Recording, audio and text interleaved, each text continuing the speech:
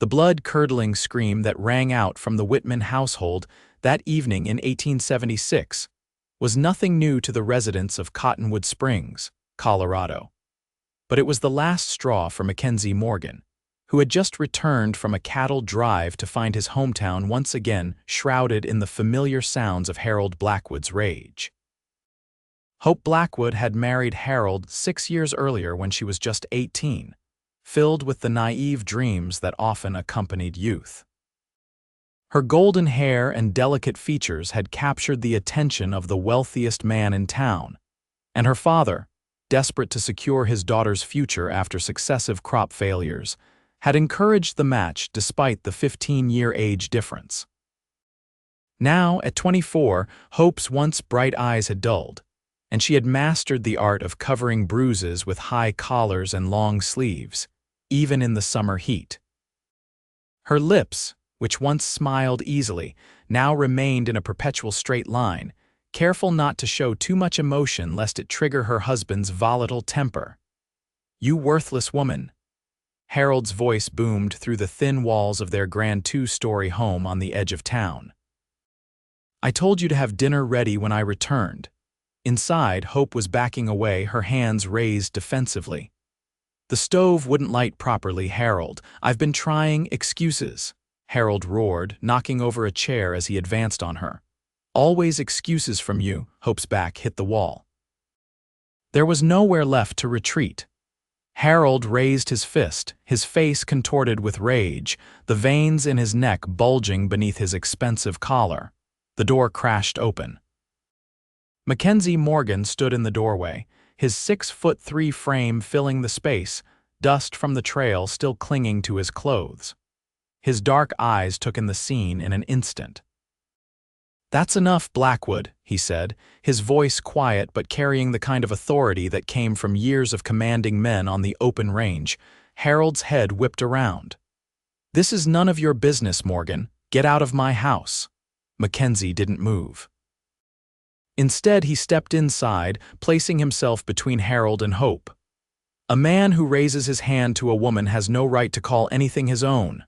"She's my wife," Harold spat. "She's a person," Mackenzie countered, "not property." Harold lunged forward, but Mackenzie was faster, catching the older man's wrist mid-swing and twisting it just enough to make Harold gasp in pain. Mackenzie leaned in close, his voice low enough that only Harold could hear. "You'll never hurt her again. Not while I draw breath." Hope watched the confrontation with wide eyes, her heart pounding in her chest. No one had ever stood up to Harold before. The town respected him or feared him too much. "Get out," Harold hissed, yanking his arm free. "Both of you, you want her, take her. But know that you're taking nothing. She'll leave with the clothes on her back and not a cent more." Mackenzie glanced back at Hope, a question in his eyes. She hesitated only for a moment before nodding slightly. In that instant, she made the decision that would change the course of her life forever. "Go pack what you need," Mackenzie said softly. Hope hurried to the bedroom, grabbing a small carpet bag from under the bed. Her hands trembled as she stuffed in a spare dress, her mother's hairbrush, and a small photograph of her parents. From beneath a loose floorboard, she retrieved a small pouch containing the few coins and dollars she had managed to hide away over the years. When she returned to the main room, Harold was seated at the dining table, a glass of whiskey in his hand, his eyes burning with hatred. "You'll regret this," he said, looking directly at Hope. "You think he'll take care of you. A cowboy with nothing to his name but a horse and the dirt under his fingernails." Hope said nothing as she walked past him toward the door where Mackenzie waited. "She won't be needing your kind of care anymore," Mackenzie said, offering Hope his arm. They stepped out into the cool evening air, and Hope took her first free breath in 6 years. "Where will we go?" she asked, suddenly aware of the enormity of what she had done. "My sister Hannah has a place on the edge of town. We'll go there for tonight. Tomorrow, we'll figure out what comes next." Hope nodded, trusting this man she barely knew but who had shown more decency in 5 minutes than Harold had in 6 years. They walked in silence through the darkening streets, Hope acutely aware of the whispers that would start as soon as the sun rose. In a small town like Cottonwood Springs, news traveled faster than a prairie fire. Hannah Morgan's small cottage was lit with warm lamplight when they arrived. She opened the door before they could knock, her knowing eyes taking in Hope's disheveled appearance and the carpetbag in her hand. "I saw you coming up the path," Hannah explained. "Come in, come in." Hannah was 5 years Mackenzie's junior at 23, a spirited woman with the same dark hair and eyes as her brother, though her face was softer, more prone to smiling. "Hope needs a place to stay," Mackenzie said simply. Hannah nodded, requiring no further explanation. "The spare room is ready. I'll put on some tea."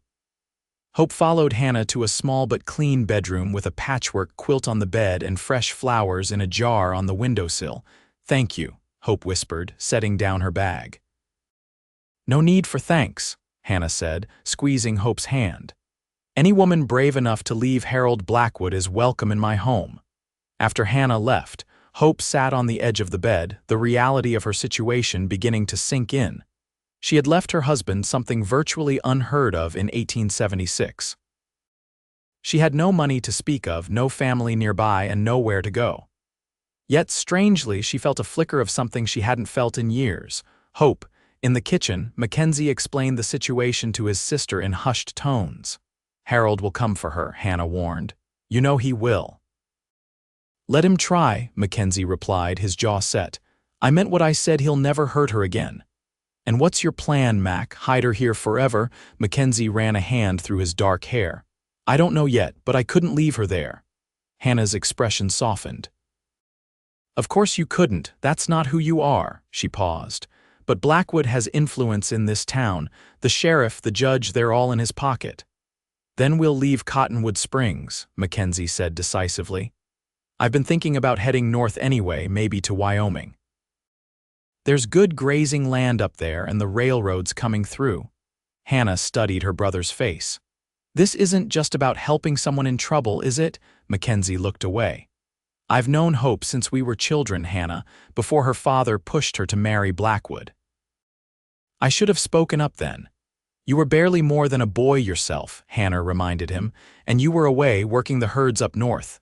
"Still," Mackenzie said, "I should have done something sooner." Hannah reached out, touching her brother's arm. "You're doing something now. That's what matters." The next morning, Hope woke to the unfamiliar sound of birds singing outside her window. For a moment, she was disoriented, expecting to hear Harold's demanding voice calling for his breakfast. Then the memories of the previous evening flooded back, and she sat up, a mixture of fear and exhilaration coursing through her. She dressed quickly in her spare dress, wishing she had thought to bring more practical clothing. Her fine silk dresses, chosen by Harold to show off his wealth, were hardly suitable for whatever lay ahead. In the kitchen, Hannah was already up, frying bacon and eggs. Mackenzie sat at the table, a cup of coffee in his hands, deep in thought. "Good morning," Hope said hesitantly. Both Morgans looked up, Hannah with a warm smile, Mackenzie with a nod and something unreadable in his eyes. "Sit, eat," Hannah urged, setting a plate before Hope. "You'll need your strength." Hope hadn't realized how hungry she was until the aroma of the food hit her. Harold had been stingy with meals, believing a slender wife was a sign of his prosperity, and she often went to bed with her stomach growling. "I've been thinking," Mackenzie said as Hope ate. "We need to get you out of town, at least until things settle down." Hope set down her fork. "I don't want to impose on you any further. You've already done so much." "It's not an imposition," Mackenzie said firmly. "But Harold won't let this go easily. He's a proud man, and you leaving him will be seen as an insult." "Mac's right," Hannah added.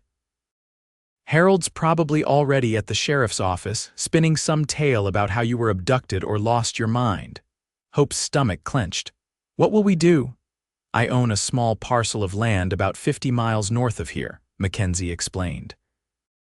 "It's not much, a cabin and some grazing land for my horses, but it's remote. We can go there until we figure out a more permanent solution." Hope's mind reeled. 50 miles from Cottonwood Springs meant 50 miles from everything she had ever known. Yet the thought of staying, of facing Harold's wrath, was far more terrifying. "When would we leave?" she asked. "Today," Mackenzie said. "As soon as possible." Hannah stood, brushing crumbs from her apron. "I'll pack some provisions for the journey." As Hannah busied herself preparing food for their trip, Mackenzie leaned forward, his voice low. "Hope, I want you to understand something. I'm offering you a safe place to stay, nothing more. I don't expect anything from you." The sincerity in his eyes touched something deep within Hope. "I know," she said simply. They left just after noon, Hope riding pillion behind Mackenzie on his sturdy bay gelding. Hannah had supplied them with enough food for several days, and Mackenzie had packed his saddlebags with other necessities: ammunition for his rifle, medical supplies, and tools. As they rode past the town limits, Hope allowed herself one last look at Cottonwood Springs. The town had been her prison for 6 years, but it had also been her home for her entire life. Leaving it behind felt both terrifying and liberating. The journey north was slow but steady. Mackenzie was careful to avoid the main trails, sticking to less traveled paths through the foothills of the Rockies. By nightfall, they had covered about 20 miles, and Mackenzie decided to make camp in a small clearing sheltered by pines. Hope watched as he efficiently set up a small campsite, gathering firewood and building a fire with practiced ease. Her own hands felt useless. Harold had never allowed her to do anything more strenuous than embroidery or light housework. "Can I help?" she asked, feeling awkward. Mackenzie glanced up from where he was laying out their bedrolls. "Do you know how to make coffee over an open fire?" Hope shook her head, embarrassed. "I'll teach you," he said, without a hint of judgment. "It's simple enough." Under Mackenzie's patient guidance, Hope learned to measure the coffee grounds, add water from his canteen, and position the pot near enough to the flames to boil but not so close that it would scorch. The sense of accomplishment she felt when they each had a steaming cup was disproportionate to the simplicity of the task, but Mackenzie's approving nod made her heart swell with pride. They ate a simple meal of beans, jerky, and the biscuits Hannah had packed. As the night deepened around them, Hope found herself studying Mackenzie in the firelight.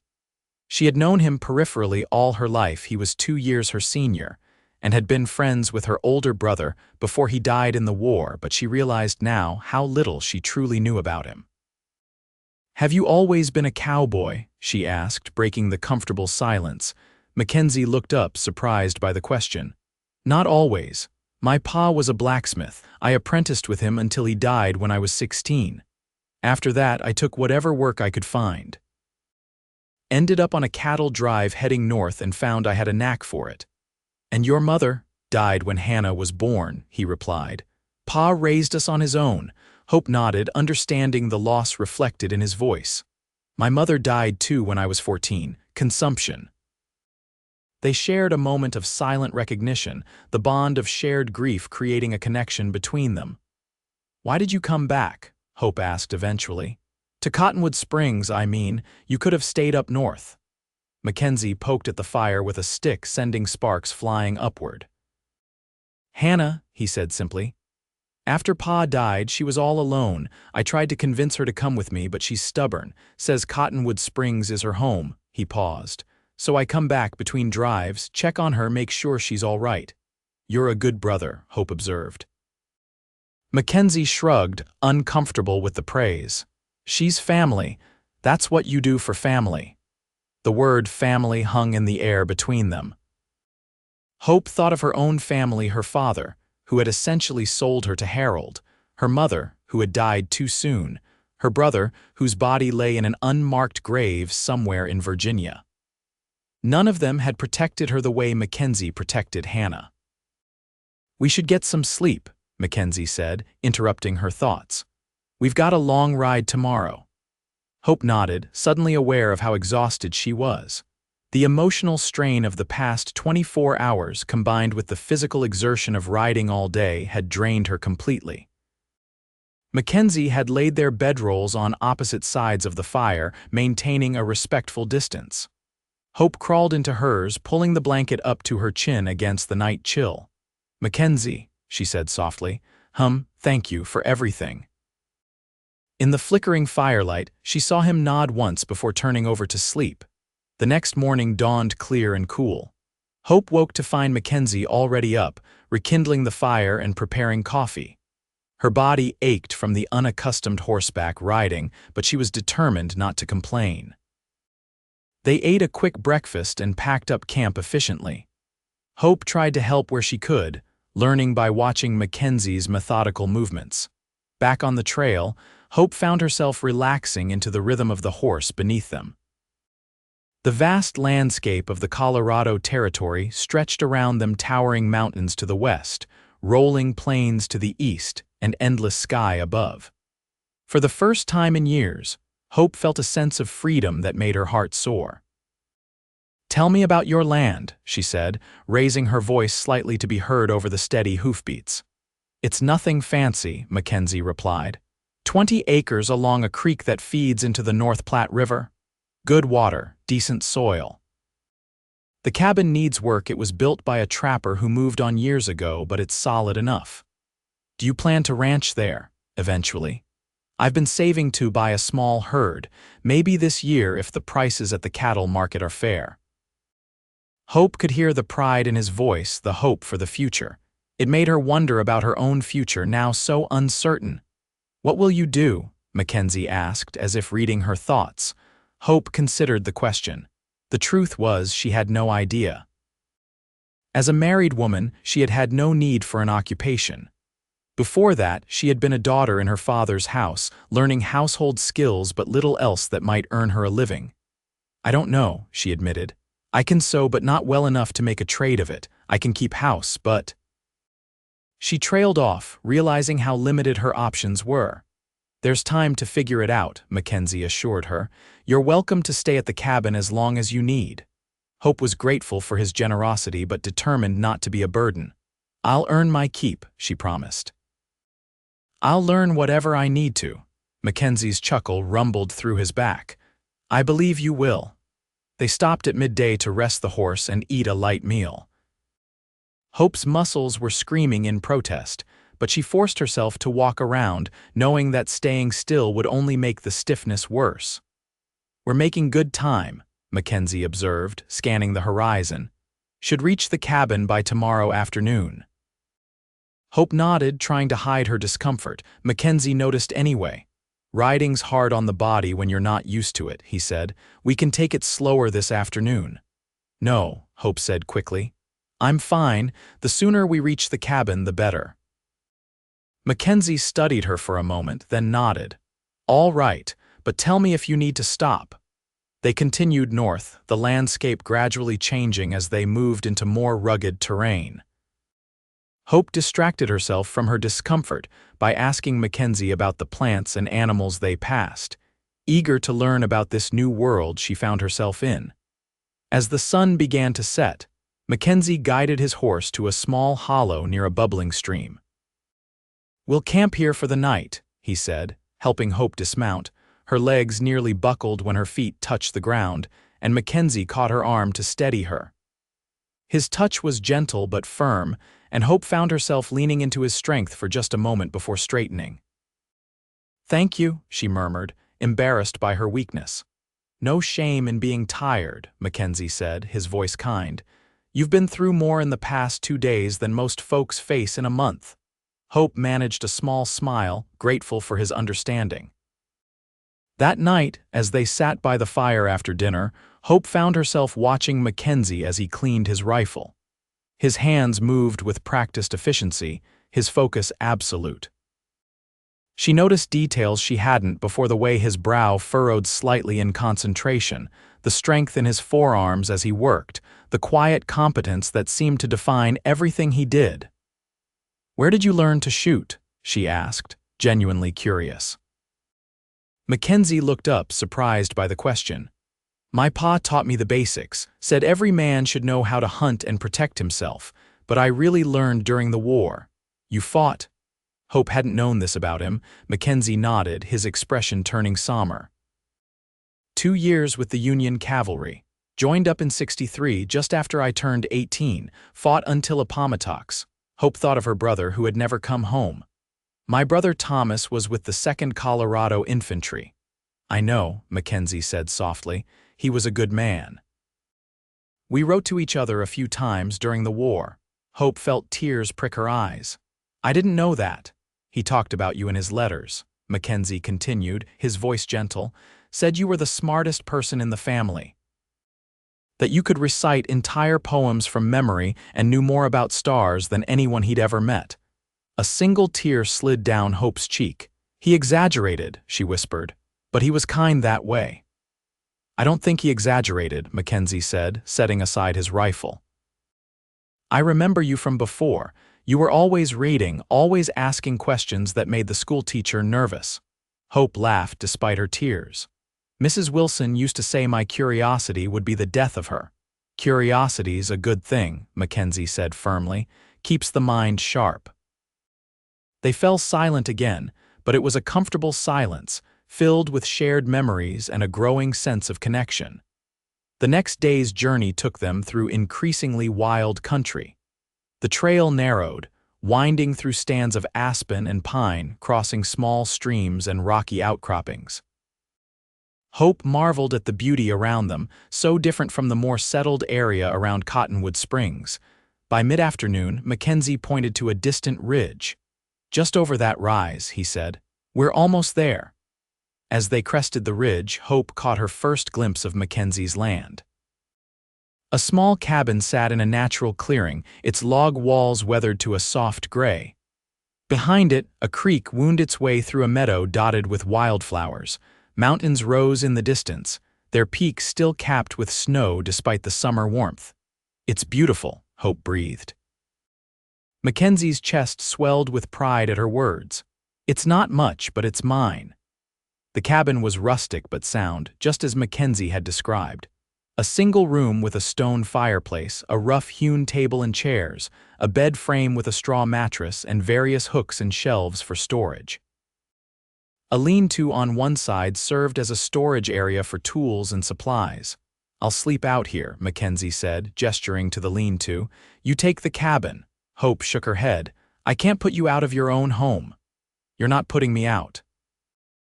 I've slept under the stars more nights than I can count. The lean-to is luxury compared to some places I've bedded down. Hope wanted to argue further but saw the determination in Mackenzie's eyes. He was a gentleman, despite his rough exterior, and she knew he wouldn't budge on this point. Thank you, she said instead. They spent the rest of the day settling in. Mackenzie showed Hope where to find water, how to work the old iron stove, and where he kept his supplies. Hope took it all in eagerly, determined to be useful. As the days passed, they fell into a routine.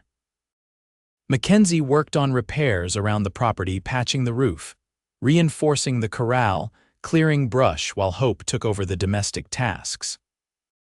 She learned to cook over the iron stove, to preserve the berries they gathered from nearby bushes, to wash clothes in the creek and hang them to dry in the mountain breeze.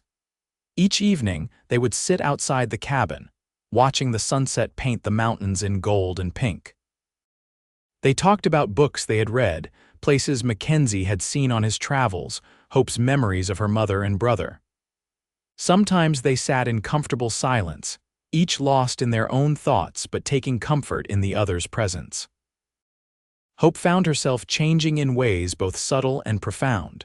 Her hands, once soft and pale, grew stronger and more capable. Her skin darkened from the sun, and her hair, freed from the tight styles Harold had insisted upon, hung in a simple braid down her back. She stood straighter, moved with more confidence, and began to trust her own judgment again. Mackenzie changed too, though perhaps less visibly. The solitary man who had lived so much of his life on the move began to take pleasure in coming home each evening to a warm cabin and Hope's welcoming smile. He found himself sharing stories he had never told anyone, dreams he had kept hidden, fears he had buried deep. One evening, about 3 weeks after their arrival, Hope was stirring a pot of stew when Mackenzie entered the cabin, his expression troubled. "What's wrong?" she asked immediately. Mackenzie hesitated, then sighed. "I rode to the trading post today about 10 miles east, heard some news." Hope's hand stilled on the wooden spoon. About Harold, Mackenzie nodded. He's been looking for you, offering a reward for information. Fear, cold and familiar, crept up Hope's spine. Did anyone at the trading post recognize you? No, I don't think so. I kept my hat low and didn't give my name, but we need to be careful. Harold has connections, and money can loosen a lot of tongues. Hope's mind raced. Should we leave, go somewhere else? Mackenzie shook his head. This is my land, I won't be driven from it. His eyes met hers, steady and determined. Unless you want to go, if you do, I'll take you wherever you want. Hope considered this. The thought of running again, of starting over somewhere new, was exhausting, and the cabin had begun to feel like home in a way Harold's grand house never had. No, she said finally. I don't want to leave, but I don't want to put you in danger either. I can handle Harold Blackwood, Mackenzie said, a hint of steel in his voice. Hope believed him, but the worry remained. Harold was not a man to give up easily, especially when his pride was at stake. That night, sleep eluded Hope. She lay awake, listening to the night sounds: the hoot of an owl, the rustling of leaves in the breeze, the distant howl of a coyote. Her mind kept returning to Harold, to the hatred in his eyes the night she left, to the threats he had made over the years whenever she displeased him. A sudden noise outside startled her. She sat up, heart pounding, straining to hear. Footsteps crunched on the gravel near the cabin, and Hope froze in terror. Had Harold found them already? The door opened slowly, and Hope reached for the knife she kept beside the bed, a habit she had developed since coming to the cabin. Hope, Mackenzie's voice, low and concerned. Are you awake? Relief flooded through her. Yes, she whispered, setting the knife aside. Mackenzie stepped inside, a lantern in his hand casting long shadows across the room. I heard something, he explained. Wanted to make sure you were all right. I heard it too, Hope said. I thought that it might be Harold. Mackenzie finished her thought. Hope nodded, embarrassed by her fear but unable to deny it. Mackenzie set the lantern on the table and crossed to sit on the edge of the bed. It was probably just a deer. They come down to the creek at night sometimes. Hope knew he was probably right, but the fear had awakened old memories, old wounds. What if he does find us, Mac? She asked, using the shortened version of his name without thinking. Mackenzie's expression softened at her use of the nickname. Then we'll deal with it, he said simply. Together? Something in the way he said together made Hope's heart skip a beat. She looked at him in the soft lantern light, his strong profile, the set of his shoulders, the gentle strength in his eyes, and felt a warmth that had nothing to do with fear. You should try to sleep, Mackenzie said, standing. Dawn comes early up here. Stay, Hope said impulsively, reaching for his hand. Just until I fall asleep. Mackenzie hesitated, clearly torn between propriety and her evident distress. Finally, he nodded, settling back on the edge of the bed. I'll stay, he promised. Hope lay back down, oddly comforted by his presence. She closed her eyes, and for the first time in weeks, her dreams were peaceful. The next morning, Hope woke to find Mackenzie gone, the only evidence of his presence a small bunch of wildflowers in a jar on the table. The simple gesture touched her deeply, and she found herself smiling as she prepared breakfast. When Mackenzie returned from tending to his horse, Hope was waiting with coffee and corn cakes. They ate in companionable silence, but Hope couldn't help noticing the way Mackenzie's eyes lingered on her when he thought she wasn't looking, the way his hand brushed hers as she passed him more coffee. I was thinking, Mackenzie said as they finished eating, the trading post is having a social on Saturday. Dancing, food, that sort of thing. Might be nice to go meet some of the neighbors. Hope's surprise must have shown on her face because Mackenzie quickly added, only if you want to, of course, and we'd be careful. The idea of dancing, of music and laughter and other people suddenly seemed incredibly appealing. Hope had been isolated with Harold for so long, and even though she treasured these quiet weeks with Mackenzie, she missed the simple joy of community. I'd like that, she said, smiling. Very much. Saturday arrived clear and warm. Hope washed her hair in the creek and let it dry in the sun, then put on her best dress, the one she had packed the night she left Harold. It was a bit too fine for a country social, but it was all she had. When she emerged from the cabin, Mackenzie was waiting with the horse saddled. He had shaved and put on a clean shirt, and his dark hair was neatly combed. He stared at Hope for a long moment, something like wonder in his eyes.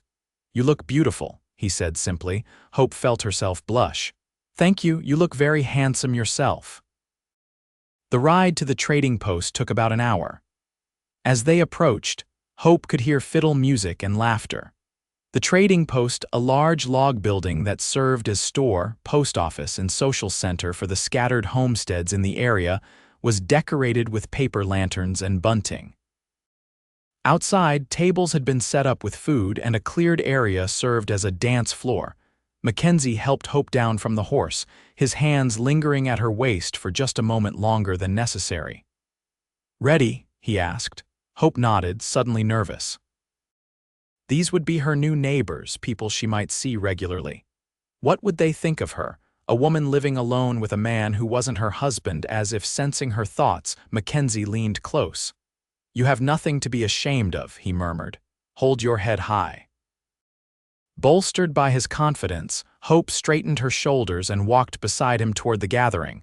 The trading post owner, a jovial man named Hank Wilson, greeted them warmly. "Morgan, good to see you, and who's this lovely lady?" "Hope Blackwood," Mackenzie said, then quickly added, "A family friend from back east. She's staying with me for a while." Hope caught the slight emphasis on her married name and understood Mackenzie's strategy. No lies, but no unnecessary information either. She smiled and extended her hand to Hank. "Pleased to meet you, Mr. Wilson." "The pleasure's all mine, Mrs. Blackwood. Welcome to our little community. Help yourself to some food and enjoy the dancing." The evening passed in a blur of introductions, conversation, and music. Hope found the local women friendly if curious, and she carefully navigated their questions about her past. She met farmers and ranchers, a schoolteacher from the next valley over, and a young doctor who had recently set up practice in the area. Through it all, Mackenzie stayed close, his solid presence reassuring. He was different here, more relaxed and open than Hope had seen him before, laughing with the men, tipping his hat to the ladies, even joining in when someone called for volunteers to help move the heavy trading post counter to make more room for dancing. When the fiddler struck up a lively tune, Mackenzie turned to Hope. "May I have this dance, Mrs. Blackwood?" he asked formally, a twinkle in his eye. Hope laughed and placed her hand in his. "You may, Mr. Morgan." Dancing with Mackenzie was nothing like dancing with Harold had been. Harold had been stiff and proper, always concerned with appearances. Mackenzie danced with natural grace and evident enjoyment, guiding Hope through the steps with a light touch that nonetheless made her skin tingle. As the night deepened, the music slowed. The fiddler began a waltz, and couples moved closer together on the makeshift dance floor. Mackenzie hesitated, looking at Hope questioningly. Hope smiled and stepped into his arms. "I'd love to," she said, answering his unspoken question. Mackenzie's arm slid around her waist, drawing her closer than propriety strictly allowed. Hope's hand rested on his shoulder, feeling the strength beneath his shirt. Their other hands clasped together, and Hope marveled at how right it felt, how natural to be held by him this way. They moved together in perfect harmony, turning slowly around the floor. Hope was acutely aware of Mackenzie's closeness, of his scent soap and leather and pine, of the warmth of his body so near to hers.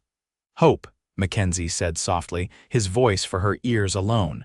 "I need to tell you something." Hope looked up, meeting his intense gaze. "What is it?" But before Mackenzie could speak, a commotion at the edge of the gathering caught their attention. A man was pushing his way through the crowd, his voice raised in anger. "Where is she? Where's my wife?" Hope's blood ran cold. She knew that voice, had feared it in her nightmares for weeks. Harold Blackwood had found them. Mackenzie's arm tightened protectively around Hope. "Stay behind me," he said, guiding her toward the edge of the dance floor, but it was too late. Harold had spotted them, his face contorting with rage as he shoved past a startled couple. "There you are, you faithless whore," he shouted, pointing at Hope. And with him I might have known, the music screeched to a halt. The entire gathering froze, all eyes turning to the unfolding drama. Harold stalked toward them, his expensive suit dusty from travel, his face flushed with alcohol and anger. "Did you think I wouldn't find you? That I'd let you make a fool of me?" Mackenzie stepped forward, placing himself squarely between Hope and Harold. "That's far enough, Blackwood." Harold sneered. "The hero Cowboy, how touching. Do you know she's still my wife? That you're harboring a married woman, that's a crime in these parts." "The only crime I see," Mackenzie said evenly, "is a man who beats his wife and calls it his right." Murmurs rippled through the crowd. Domestic matters were usually kept private, but Mackenzie's blunt statement had brought the issue into the open. "She's coming back with me," Harold declared. "Now." "No." Hope's voice surprised even herself with its strength. She stepped up beside Mackenzie, no longer willing to hide behind him.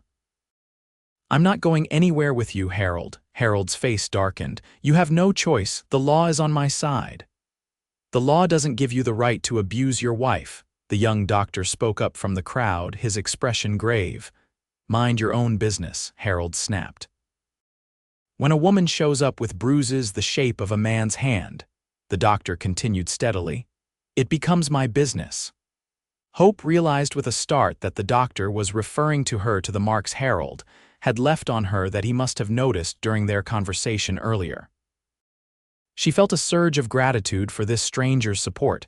Harold's gaze swept the crowd, clearly searching for allies and finding none. His hand moved to his coat, and Hope's heart lurched when she saw the glint of metal. "Harold, don't," she began, but it was too late. The gun appeared in Harold's hand, aimed directly at Mackenzie. "Step aside," he ordered. "She's coming with me, or I'll put a bullet in you right here." A tense silence fell over the gathering. Hope could hear her own heart pounding in her ears. Mackenzie didn't move. "You'll have to shoot me then," he said calmly.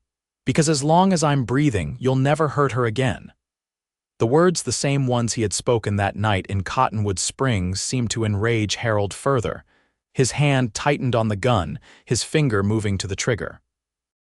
What happened next unfolded so quickly that Hope would later struggle to piece it together. Harold lunged forward, Mackenzie moved to intercept him, and the gun discharged with a deafening roar. Women screamed, men shouted, and Hope found herself being pushed to the ground as Mackenzie and Harold grappled for control of the weapon. There was a second shot, and then silence. Hope scrambled to her feet, her heart in her throat. Both men were on the ground, but it was Harold who lay motionless, a dark stain spreading across his chest. Mackenzie knelt beside him, the gun now in his hand, his expression grim. The doctor rushed forward, kneeling to examine Harold. After a moment, he looked up and shook his head. "He's gone." A numbness washed over Hope. Harold, her husband, her tormentor, was dead. She should have felt something, relief perhaps, or grief, or guilt, but all she felt was a strange emptiness. Mackenzie stood slowly, his face pale. "He tried to shoot me," he said to no one in particular. "The gun went off when I grabbed his arm, then again when we fell." Hank Wilson stepped forward, his normally jovial face solemn. "We all saw it, Morgan. It was self-defense, plain and simple." Several others murmured agreement. The doctor stood, wiping his hands on a handkerchief. "I'll testify to that effect if needed. The man pulled a gun at a social gathering, threatened multiple people. You had no choice." Hope moved to Mackenzie's side, taking his hand in hers. He looked down at her, his eyes searching her face for what? Condemnation, fear, he would find neither. "Are you all right?" she asked softly. Mackenzie nodded, though Hope could feel him trembling slightly. "Are you?" Before Hope could answer, the crowd parted to admit a tall, stern-looking man wearing a badge. The local sheriff, Hope presumed. "What's happened here?" he demanded, taking in the scene with practiced eyes. Hank quickly explained the situation, supported by nods and affirmations from the gathered witnesses. The sheriff listened, occasionally asking a clarifying question before turning to Mackenzie. "I'll need a formal statement from you, Morgan." "And from you as well, madam," he added, looking at Hope. "Of course," Mackenzie agreed, the sheriff sighed, looking down at Harold's body. Nasty business this, but from what everyone's saying, you acted in self-defense. Still, there'll have to be an inquest. Hope's grip on Mackenzie's hand tightened. An inquest meant delays, questions, possibly even a trial. The freedom she had begun to taste might yet be snatched away. As if reading her thoughts, Mackenzie squeezed her hand reassuringly. "We'll get through this," he murmured. "Together." The following weeks were difficult. Harold's body was taken back to Cottonwood Springs for burial, and Hope had to endure the whispers and stares of those who had known them both. The inquest was held in the county seat, a small but growing town about 30 miles from Mackenzie's land.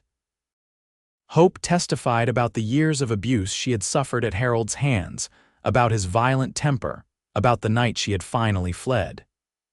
It was humiliating to speak of such private matters in public, but she forced herself to do it, her voice growing stronger with each word. Mackenzie testified about finding Hope that night, about Harold's threats, about the confrontation at the social. His account was straightforward and honest, without embellishment or excuse. In the end, the verdict was as the sheriff had predicted: justifiable homicide in self-defense. Mackenzie was cleared of any wrongdoing, and Hope, now a widow, was legally free. They rode back to the cabin in silence, each lost in their own thoughts. The summer was waning, the first hints of autumn touching the aspens with gold.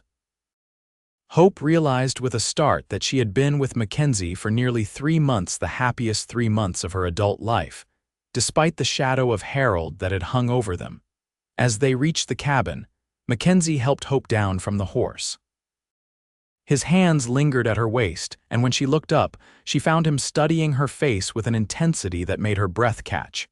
"Hope," he said, his voice low and serious, "there's something I've been wanting to tell you, something I tried to say that night at the social before." "Before Harold arrived," Hope finished for him. Mackenzie nodded. "I know the timing is all wrong, you're only just free of him and propriety says I should wait, but—" He took a deep breath. "I love you, Hope. I think I have since we were children, and these past months have only made those feelings stronger." Hope felt tears spring to her eyes, not tears of sorrow, but of joy. "Oh, Mac," she whispered, "I love you too." His face lit up with such hope and happiness that Hope couldn't help but laugh through her tears. Mackenzie pulled her close, one hand cupping her cheek with infinite tenderness. "I don't have much to offer," he said. "Just this land, this cabin, and my promise to cherish you all the days of my life." "It's more than enough," Hope assured him, reaching up to trace the line of his jaw. "It's everything I could want." When Mackenzie lowered his head to kiss her, Hope met him halfway, her heart soaring with the knowledge that this was right. This was where she belonged. They were married that autumn in a simple ceremony at the trading post, with Hank Wilson officiating and the entire scattered community in attendance. Hannah traveled up from Cottonwood Springs, bringing with her some of Hope's belongings that she had managed to salvage from Harold's house.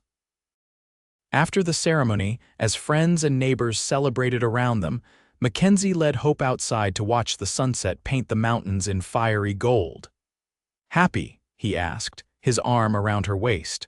Hope leaned into him, feeling the solid strength of his body against hers. "Completely," she said, and it was true. The fear and pain of her years with Harold seemed distant now, like a dark dream fading in the light of morning. "I was thinking," Mackenzie said, "about expanding the cabin, adding a proper bedroom, maybe a small room for a library." "You always did love books," Hope smiled, touched by his thoughtfulness. "That sounds perfect. And maybe," Mackenzie added, a hint of shyness in his voice, "someday a room for children if you want that." Hope turned in his arms, looking up into the face of the man who had saved her in more ways than one. "I want that very much," she said softly. "A family. With you." Mackenzie's smile was radiant as he bent to kiss her, a promise and a pledge sealed beneath the vast Colorado sky. As the last light of day gilded the mountains and the first stars appeared overhead, Hope knew with absolute certainty that she had found her true home at last, not in a place, but in the arms of the man who had sworn she would never be hurt again.